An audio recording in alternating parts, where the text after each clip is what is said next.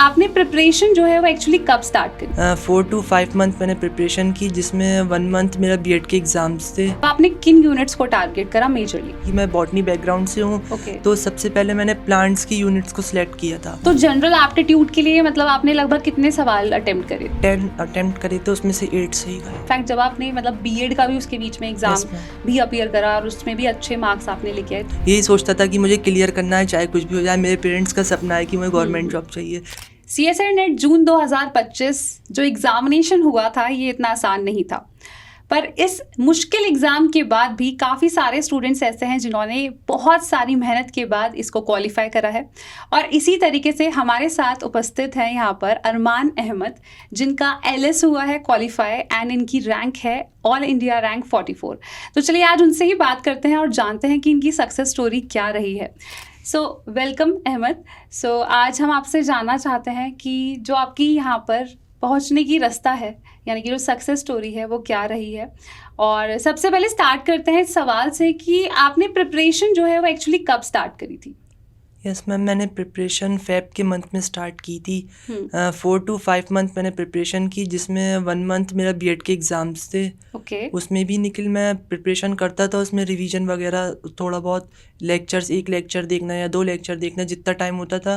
क्योंकि बीएड में तो ये था कि हमें 60% मार्क्स लाना है, कोई वो मार्क्स मैटर नहीं करता है, फिर भी 80% आए थे मार्क्स। Okay, nice. मैम इसी इसमें प्रिपरेशन अपनी रेडी रखता था कि मुझे एग्ज़ाम देना है और फर्स्ट अटैम्प्ट में अपने निकालना है मुझे एग्ज़ाम। ओके, तो ये आपका फर्स्ट Yes, अटेम्प्ट ma'am. था और फर्स्ट अटेम्प्ट में आपने काफ़ी ma'am. अच्छा परफॉर्म Yes, करा है, नो डाउट।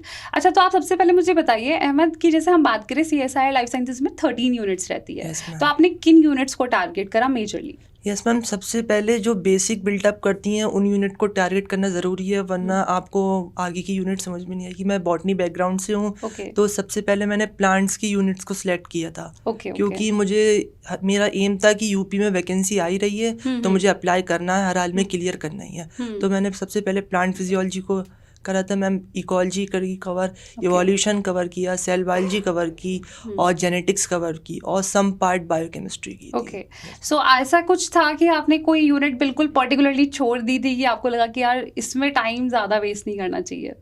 यस मैम, जैसे कि अप्लाइड बायोलॉजी है तो उसका ज़्यादा था, निकल इस बार उल्टा ही हो गया कि सारा पेपर उसमें से ही आ गया ज़्यादातर। क्वेश्चन बहुत क्वेश्चन आए, प्लांट बेस्ड पेपर रहा इस बार, और मुझे ये सबसे बड़ा फैक्टर था जो मेरे लिए फ़ायदा हुआ। काफ़ी प्लांट बेस्ड क्वेश्चन बहुत सारे आए। और MSc ने भी काफ़ी हेल्प की, और बाकी यूट्यूब से आप लोगों से बहुत हेल्प मिली।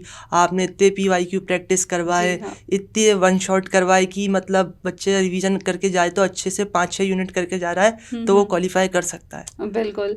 तो इसमें आप एक चीज़ और मुझे बताओ, जैसे जून का पेपर थोड़ा सा लेवल अप था, तो इसमें आपने सबसे पहले जो आपकी स्ट्रैटेजी रही थी सॉल्व करने के लिए, वो आपने क्या फॉलो अप करा था कि पार्ट C में पहले हमें सॉल्व करना है या पार्ट B या part A? Yes ma'am, part A बहुत इजी था इस बार, लेकिन मुझे पता नहीं था, लेकिन मैंने पार्ट C से स्टार्ट किया था पेपर। Okay, okay. आप लोगों की स्ट्रेटेजी देखी थी मैंने कि सबसे पहले पार्ट C करना है, इसके बाद पार्ट B पर आना है, देन पार्ट A। तो पार्ट C में मैंने स्टार्ट करके सबसे फर्स्ट 10 मिनट मैंने जितने क्वेश्चन मेरे को आते थे, मतलब जो मैंने यूनिट्स कवर की थी उसमें से मैंने मार्कअप कर लिए थे। ये मुझे सॉल्व करना है, 40 to 45 सम क्वेश्चन मैंने मार्कअप करके शुरू के स्टार्टिंग में 10 मिनट में मैंने रख दिए थे। फिर देन जो बाकी जो नहीं थे तो उसको स्किप कर दिया था मैंने। दिन जो मुझसे बन रहे थे क्वेश्चन, मैंने उनको स्टार्टिंग के पार्ट C के करना चालू कर दिए, जैसे कि प्लांट फिजियोलॉजी के, इकोलॉजी, इवोल्यूशन जो अच्छे से करी थी उसके क्वेश्चन पहले मैंने टारगेट किए, और जिसमें कन्फ्यूजन था तो उसको छोड़ा दिया। देन फिर पार्ट B में आ गया मैं। ओके, तो मतलब आपने सबसे पहले टारगेट करा पार्ट C, देन उसके बाद part B and part A। तो जनरल एप्टीट्यूड के लिए मतलब आपने लगभग कितने सवाल अटेम्प्ट करे थे? यस मैम, मैंने 10 अटेम्प्ट करे थे, उसमें से 8 सही गए। 8 सही गए थे। Yes, ma'am. ओके, सो अच्छा एक और चीज़ मुझे पूछनी है कि स्टूडेंट्स ना बहुत ज़्यादा पैनिक हो जाते हैं जब एकदम आखिरी महीना आता है, तब काफ़ी सारे स्टूडेंट्स शायद प्रिपेयर कर रहे हैं, वो गिव अप भी कर देते हैं। तो आपने उस आखिरी महीने के चैलेंज को कैसे फेस अप करा? इनफैक्ट जब आपने मतलब BEd का भी उसके बीच में एग्जाम भी अपीयर करा और उसमें भी अच्छे मार्क्स आपने लेके आए, तो वो लास्ट मंथ स्ट्रैटेजी क्या थी आपकी? मैम मुझे भी बहुत पैनिक था कि क्या होगा, एग्ज़ाम की डेट दिन पे दिन करीब डे बाय डे डिक्रीज़ हो रहा है, और मुझे बहुत टेंशन होती थी रात को। लेकिन मैं रात को अपना यही सोचता था कि मुझे क्लियर करना है, चाहे कुछ भी हो जाए। मेरे पेरेंट्स का सपना है कि मुझे गवर्नमेंट जॉब चाहिए, तो मुझे उसको अपना ड्रीम भी पूरा करना है मुझे। तो मैं रात को 1 बजे तक 2 बजे तक, जब तक मेरा जो टारगेट था उसको कंप्लीट नहीं होता था, मैं सोता नहीं था, चाहे 3 बज जाए मेरे को। तो पर डे टारगेट सेट करना बहुत इम्पोर्टेंट सबसे पहले सुबह उठती मैं अपना टारगेट सेट करना था, इतना रिवीजन करना है, इतने PYQ करना है और इतना कंप्लीट करना है, चाहे 2 बज जाए चाहे 3 बज जाए। तो ये बहुत ज़्यादा इम्पॉर्टेंट है। आई गेस एक जो एवरेज स्टूडेंट रहते हैं वो कहीं ना कहीं इसी चीज़ में लैग कर जाते हैं, और कहीं ना कहीं वो फिर इसी कंडीशन के वजह से जो 1-2 नंबर से रह जाना, या ये वाली कंडीशन ज़रूर फेसअप करते हैं। अच्छा, तो मुझे एक और चीज़ बताइए कि आपका, जैसे आपने बताया कि डेली में अपना टारगेट सेट करता था, तो एक अगर मैं आपसे पूछूं कि एक दिन में आपका क्या रहता था कि मैं इतनी देर थ्योरी पढ़ूंगा या मैं इतनी देर जो PYQs हैं वो सॉल्व करूंगा, क्या था? मतलब नंबर वाइज था या फिर टाइम वाइज था आपका? मैम टाइम मैटर नहीं करता, मैटर ये करता है कि आप पढ़ क्या रहे हो, आप पढ़ कैसा रहे हो। क्वांटिटी मैटर नहीं करती, क्वालिटी मैटर करती है कंटेंट की। आपका जैसे तो रिसोर्सेज यूट्यूब पर बहुत अवेलेबल है, पढ़ा रहे हैं, MSc लेवल तक का पढ़ा रहे हैं, वो नेट के क्वेश्चंस ही नहीं हो रहे, तो क्या फ़ायदा उसका पढ़ने का। आपको क्वालिटी पढ़नी है कि क्वालिटी होनी चाहिए उसका। पेपर से आप PYQ से उसको मैच करें कि डेटा मैच कर रहा, हाँ हमसे क्वेश्चन बनना है तो ठीक है कंटेंट। तो सबसे पहले यही है कि जब मैं मॉर्निंग में उठता था तो सबसे पहले मैं जो सबसे टफ यूनिट होती थी, सबसे टफ टॉपिक होता था, मॉर्निंग में माइंड फ्रेश होता था तो उसको टारगेट करता था। देन वो हो गया तो उसको रख दिया, अब देन प्रीवियस रिवीजन चालू कर दिया।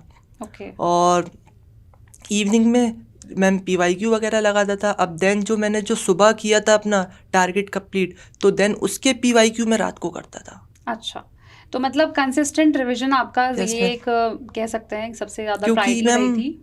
क्वेश्चन तो आपने टॉपिक पढ़ लिया तो आप तुरंत क्वेश्चन कर लोगे। अब जब आपका मिक्सअप हो जाता है रिवीजन के साथ तो फिर क्वेश्चन करना मुश्किल होता है। जी बिल्कुल सही फेस बहुत इश्यूज होते हैं कि इसलिए मैं कभी कभी 1 डे या 2 डे स्किप करके करता था उसकी PYQ। अच्छा। ताकि याद रहे कि हाँ हम कितने उसमें हैं, पता तो लगे कि हैंड टू हैंड कर लो तो सबसे हो जाएंगे, टीचर ने पढ़ाया तो सबको याद है।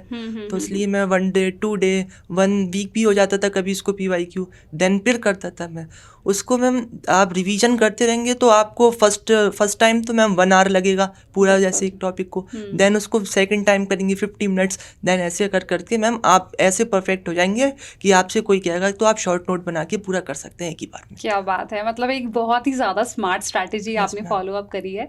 अच्छा, अब अगर मैं बात करूँ जैसे दिसंबर का एग्जामिनेशन लगभग 3 महीने का वक्त है उसमें, तो इसमें अगर आप किसी जैसे स्टूडेंट को सजेस्ट करना चाहेंगे कि ये 3 महीने में वो किन चीज़ों पर मेजरली फोकस कर सकते हैं, कैसे तैयारी कर सकते हैं, तो आपको ये चीज़ बतानी है। मैम 3 मंथ्स में सबसे पहले कि आपका जितना हो गया है आपको कम से कम मैम 6 यूनिट तो कवर अप करनी पड़ेंगी। आपको JRF हो जाएगा 6 यूनिट में अगर आप अच्छे से करोगे तो। डीपली पढ़ना और क्वालिटी कंटेंट पढ़ना है, क्वांटिटी नहीं पढ़ना। क्वांटिटी तो और सबका वेटेज देख लें, जैसे कि सेल बायोलॉजी है, सेल बायोलॉजी में साइटोस्केलेटन का वेटेज है कि MCQ क्वेश्चन आ जाते हैं और सेल डिवीजन से भी क्वेश्चन आ जाते हैं,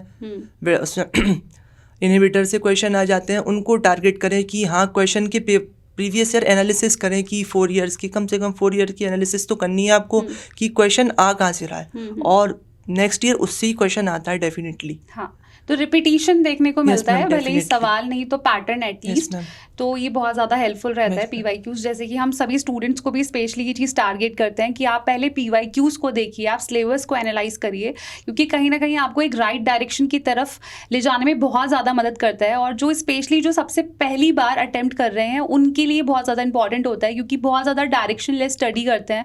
उनके लिए मैटर ये करता है इनिशियली कि हम ज़्यादा से ज़्यादा कंटेंट को ग्रास्प कर लें, वो अच्छा लगता है करना, बट लेटर ऑन जब रिविजन की बात आती है तब सबसे ज़्यादा ये मुश्किल पॉइंट रहता है कि उन सभी चीज़ों को हम पॉइंट टू पॉइंट याद रखें, दिमाग में रखें और उसको हम लोग इम्प्लीमेंट करें। सो इसके अलावा आपने और मतलब क्या फॉलो अप करा था? जैसे कभी कभी हमारे दिमाग में नेगेटिव थॉट्स आते हैं कि नहीं होने वाला सिलेक्शन, शायद मुश्किल लग रहा है। मैम ये तो सबके साथ होता है कि मैं नहीं, मेरे साथ भी हुआ था कि नेगेटिव शायद नहीं होगा, अब नेक्स्ट अटेम्प्ट देना पड़ेगा। बहुत पेपर देने जा रहा था उस दिन भी मेरे सुबह यही लग रहा था। फ्रेंड बोल रहे थे, मेरे साथ एक फ्रेंड गया था, उसने पढ़ा नहीं था, उससे बोल रहा था नहीं होगा, तो मैं और नेगेटिव हो गया था निकल। फिर मुझे डीपली मेरी मॉम हमेशा कहती थी, बेटा जब भी कुछ करो तो आराम से रहो, रिलैक्स करो, सबसे पहले अपनी बॉडी को अच्छी रखो, अपने अंदर विब्स रखो, ज़रूर होगा। और मैं अपना स्टार्ट करा, देन मेरा अच्छे से हुआ। Okay, so thank you so much. आपके बहुत सारी जो बातें हैं वो मैं उम्मीद करती हूँ कि सभी स्टूडेंट्स सीखेंगे इससे, स्पेशली जो इनकी लास्ट मंथ की जो स्ट्रैटेजी रही थी। So thank you so much Ahmed for this interview. And मैं उम्मीद करती हूँ कि काफ़ी सारे कैंडिडेट्स इस चीज़ से सीखे, समझे। और अगर आपको कोई भी सवाल इसके अलावा रहता है तो आप कमेंट बॉक्स में भी मेंशन कर सकते हैं। We are there to help you. So thank you Ahmed, thank you for being with us.